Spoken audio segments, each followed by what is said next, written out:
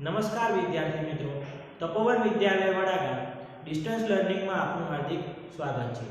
વિદ્યાર્થી મિત્રો, આપને ખાસ સૂચન છે, અહીંયા જે નોંધ કરવામાં આવે તે તમારે નોટબુકની અંદર કરવાની રહેશે, જેથી કરીને તેનું પુનરાવર્તન અને દ્રઢીકરણ કરી શકો। ધોરણ 10 વિષય ગણિત પ્રકરણ નંબર 11 રચના સ્વાધ્યાય 11.2 એક્ઝામ્પલ નંબર 4 5 સેન્ટીમીટર ત્રિજ્યાવાળા વર્તુળના જેમની વચ્ચેના ખૂણાનું માપ 60 અંશ હોય એવા બે સ્પર્શકો રચો। વર્તુળના સ્પર્શક રચતે તો આપણે શીખી ગયા છીએ। તો અહીંયા વાત કરી છે કે જે 5 સેન્ટીમીટર ત્રિજ્યાવાળું એક વર્તુળ છે, બરાબર, જે વર્તુળની ત્રિજ્યા કેટલી છે? 5 સેન્ટીમીટર। ઓ કેન્દ્રવાળું વર્તુળ છે, એની ત્રિજ્યા 5 સેન્ટીમીટર હોય, એના આપણે બે સ્પર્શકો રચવાના છે અને આ બે સ્પર્શકો છે એમની વચ્ચેના ખૂણાનું માપ કેટલું થવું જોઈએ? 60 અંશ થાય એવા બે સ્પર્શકો દોરવાના છે, બરાબર છે। હું તમને અહીંયા પ્રાથમિક રીતે કાચી આકૃતિ દોરી અને સમજણ આપું છું, ત્યારબાદ આપણે એને એ રચના રચીશું। તો સૌથી પહેલા આપણે શું કરવાનું રહેશે? 5 સેન્ટીમીટર ત્રિજ્યાવાળું એક વર્તુળ દોરવાનું છે। હવે અહીંયા જે સ્પર્શકો છે, સ્પર્શકો દોરવા માટે તો આપણને બીજા વર્તુળની જરૂર પડે, પરંતુ અહીં આપણે વર્તુળ જે છે એ ત્રિજ્યા જે છે એ કેટલી લીધી છે? 5 સેન્ટીમીટર। અને આપણે અગાઉ શીખ્યા છીએ કે વર્તુળનો જે સ્પર્શક છે એ ત્રિજ્યા સાથે શું કરે?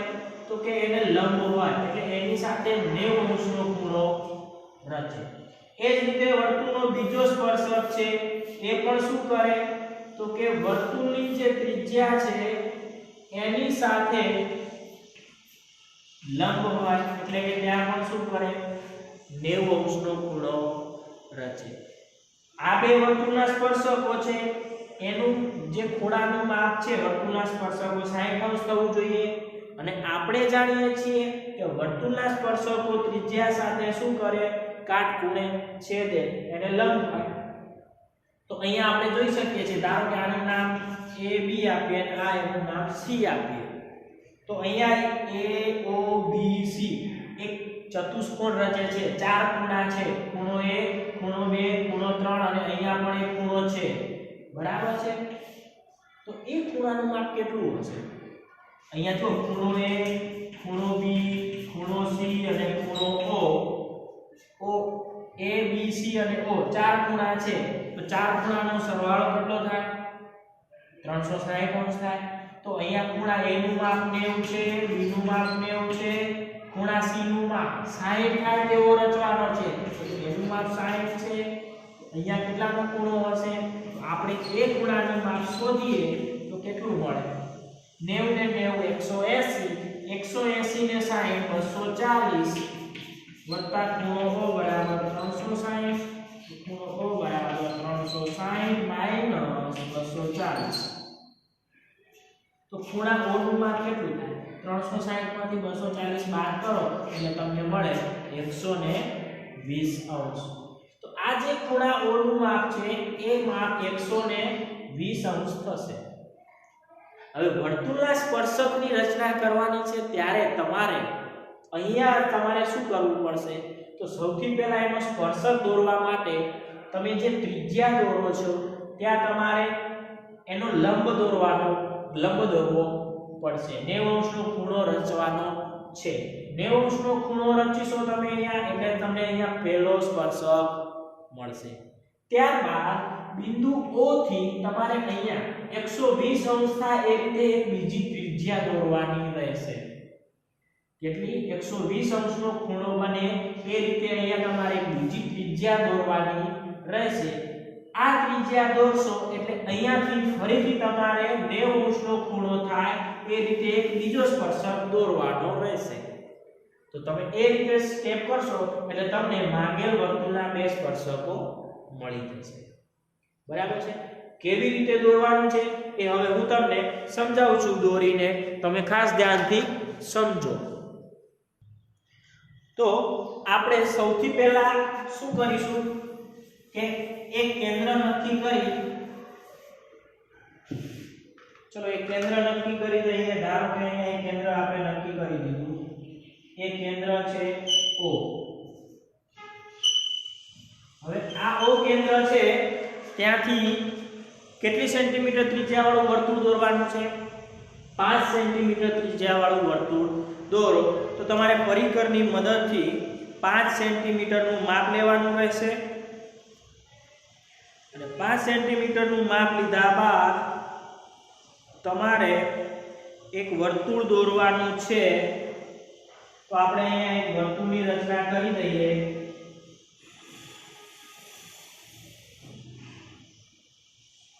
ચલો 5 સેન્ટીમીટર ત્રિજ્યાવાળું એક વર્તુળ.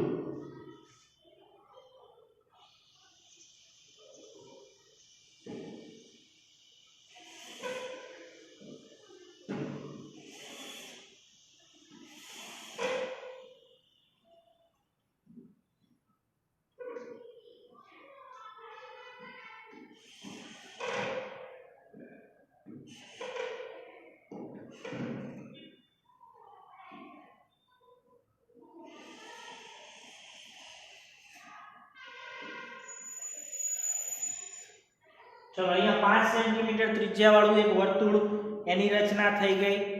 ત્યારબાદ હવે આપણે આ જે વર્તુળ છે એ વર્તુળને કોઈ પણ એક જગ્યાએ તમે શું કરો, એની એક ત્રિજ્યા દોરી દો.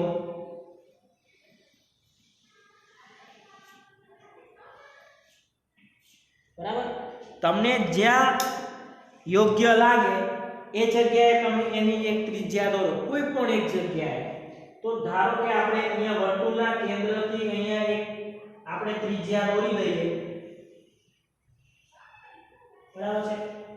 હવે આ જે ત્રિજ્યા છે વર્તુળની, એ વર્તુળની ત્રિજ્યાથી સૌથી પહેલું આપણે સ્પર્શક દોરી દઈએ. બરાબર છે? તો અહીંયાથી પહેલો સ્પર્શક દોરવો છે.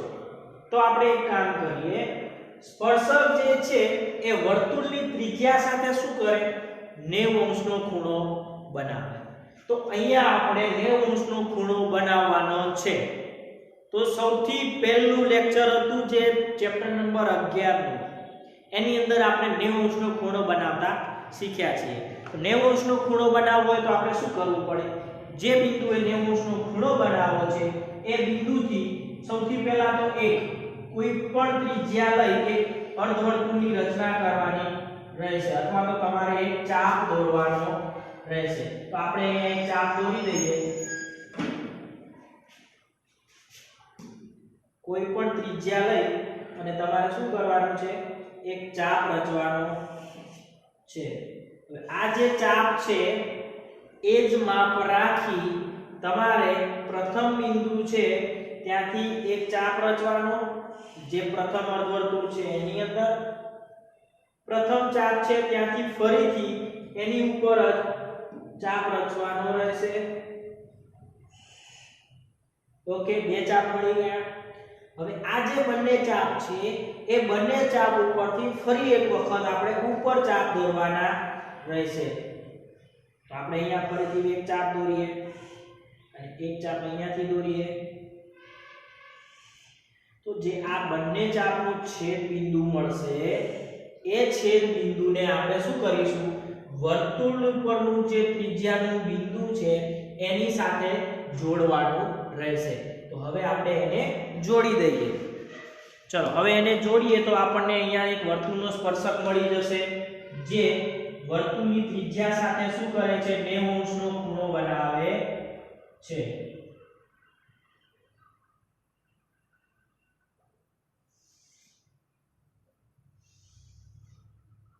બરાબર છે? આ મળી ગયો વર્તુળનો સ્પર્શક પહેલો.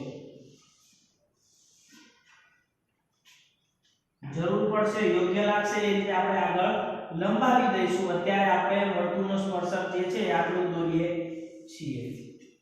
ઓકે, આ શું કરે છે, 90 અંશનો ખૂણો બનાવે છે. એટલે આપણને અહીંયા પ્રથમ સ્પર્શક મળી ગયો. હવે આ જે સ્પર્શક બન્યો અહીંયા વર્તુળના કેન્દ્ર સાથે કેટલો ખૂણો બનાવશે? જે ત્રિજ્યા છે, બીજી ત્રિજ્યા દોરવાની છે, 120 અંશનો ખૂણો બનવો જોઈએ. તો હવે અહીંયા આપણે 120 અંશનો ખૂણો બનાવવો છે. તો 120 અંશનો ખૂણો બનાવવો હોય તો શું કરવું પડે? એના પહેલા આપણે 60 અંશનો ખૂણો બનાવતા આવડવો જોઈએ. તો 60 અંશનો ખૂણો બનાવવો હોય તો આપણે શું કરતા હતા કે ધારો કે અહીંયા આપણે 60 અંશનો ખૂણો બનાવવો છે તો આપણે શું કરતા હતા? એક અર્ધવર્તુળને દોરવાની, એક અર્ધવર્તુળની રચના કરવાની. બરાબર છે? એક અર્ધવર્તુળની રચના કરતા હતા, ત્યારબાદ એની ઉપર એક ચાપ રચતા હતા, ત્યારબાદ જે બીજો ચાપ દોરો, પ્રથમ ચાપ 60 અંશનો મળે, બીજો ચાપ છે એ 120 અંશનો મળે. તો અહીંયા પણ આપણે એ જ કરવાનું છે. બિંદુ O એ કેટલા અંશનો ખૂણો બનાવવાનો છે? 120 અંશનો. તો સૌથી પહેલા બિંદુ O પર આપણે એક અર્ધવર્તુળની રચના કરીએ. બિંદુ O પર એક અર્ધવર્તુળની રચના કરીએ. આ જે અર્ધવર્તુળ છે એ અર્ધવર્તુળનો ઉપયોગ કરવાનો છે.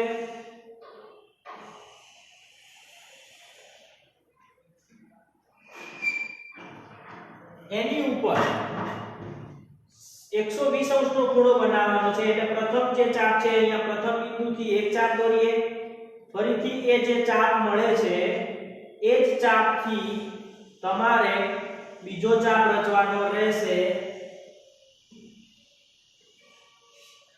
બરાબર છે? આ જે છે એ શું છે? પ્રથમ ચાપ, અને ત્યાંથી તમારે બીજા ચાપની રચના કરવાની છે.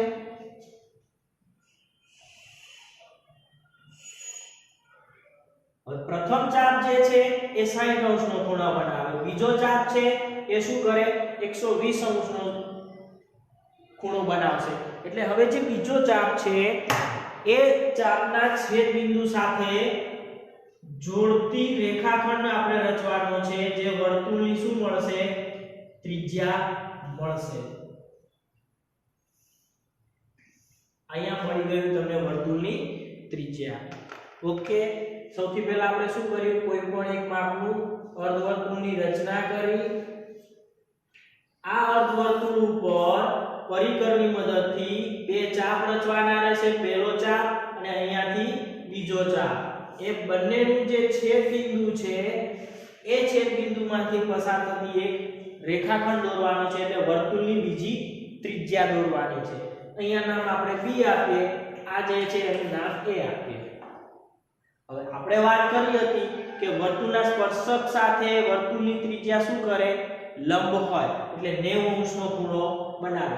જેમ બિંદુ B ઉપર આપણે 90 અંશનો ખૂણો દોર્યો એ રીતે બિંદુ A પર શું કરીશું? 90 અંશનો ખૂણો રચવાનો છે. પણ ત્રિજ્યા લઈ સૌથી પહેલા તો તમારે શું કરવાનું રહેશે? કોઈ પણ ત્રિજ્યા લઈ એક અર્ધવર્તુળની રચના કરવાની છે. બરાબર છે? હવે એના ઉપર 90 અંશનો ખૂણો બનાવવાનો છે. એટલે સૌથી પહેલા એ ત્રિજ્યાનું માપ જે છે એનો એક ચાપ તમે રચો. તો પ્રથમ ચાપ મળશે, ત્યાંથી ફરીથી એક બીજો ચાપ રચવાનો છે. હવે બીજો ચાપ રચાઈ જાય એટલે એ બંને ચાપ ઉપરથી તમારે ફરીથી એક ચાપ રચવાના છે, જે બંને એકબીજાને શું કરશે? છેદશે. અહીંયા પ્રથમ ચાપ મળી ગયો અને અહીંયા આપણે આ બીજો ચાપ મળી ગયો. હવે આ જે ચાપનો છેદ બિંદુ મળ્યું એને અહીંયા વર્તુળ ઉપરનું જે બિંદુ છે એની સાથે જોડવાનું રહેશે. તો આપણે એને જોડી દઈએ.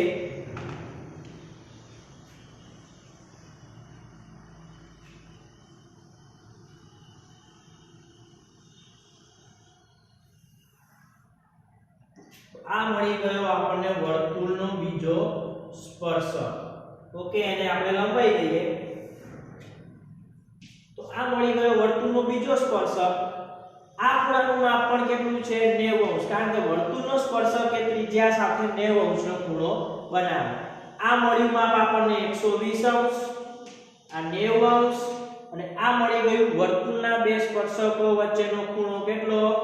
60 અંશનો ખૂણો રચે.